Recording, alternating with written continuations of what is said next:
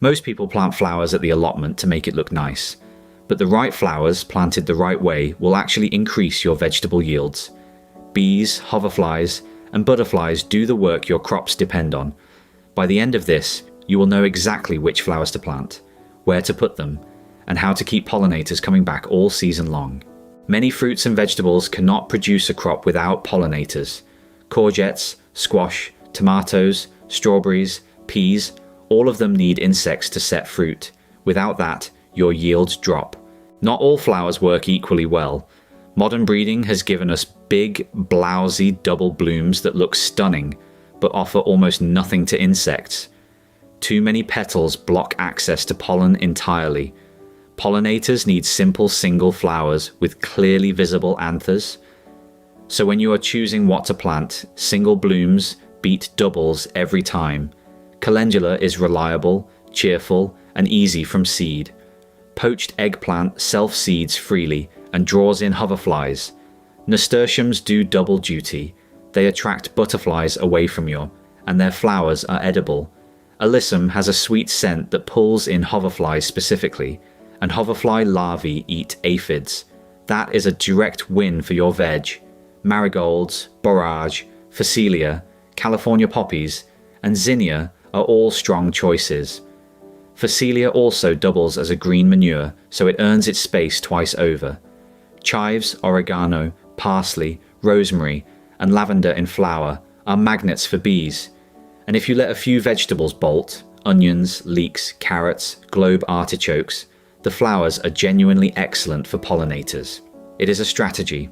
Purple flowers are especially effective for bees. Bees see the purple end of the color spectrum more easily than we do. Lavender, phacelia, and chives all hit that mark well. Variety of shape and color is not just for aesthetics. It is how you attract the widest range of pollinators. One burst of flowers in June is not enough. Pollinators need food from early spring right through to late autumn. Spring bulbs, rosemary, and primroses provide early food before much else is flowering. Your summer annuals are calendula, nasturtiums, borage. Carry the mid-season.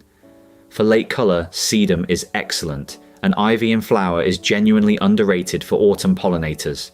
Deadhead regularly to extend the season on each plant. Removing spent blooms tells the plant to keep producing. Do not dot individual plants around the allotment and hope for the best. Planting in clusters of 3 to 5 makes it much easier for them to feed without wasting energy flying around searching. Think rivers or blocks of the same flower rather than a scattered mix. Tuck flowers into the gaps between your crops. Run a line of calendula alongside your. You do not need a separate flower bed. Mixing flowers and vegetables in the same space increases insect life across the whole patch. If you want to support solitary bees specifically, install a bee hotel about a meter off the ground where it catches the morning sun. Solitary bees can be up to 4 times more effective at pollinating than honeybees. Plant simple, single-flowered varieties in blocks rather than scattered individuals. Aim to cover early spring right through to late autumn with something in flower. Mix flowers directly into your veg beds, deadhead regularly, and let a few herbs or vegetables bolt. Those steps together will bring consistent pollinator activity to your crops all season. So, over to you. Which one flower has made the biggest difference to the amount of insect life you actually see on your patch? Or is there one you have always meant to try but never quite got round to planting? Tell us in the comments. That is one more method you can actually use. Subscribe to Grow a Lot Studio and I will keep showing you exactly how it is done.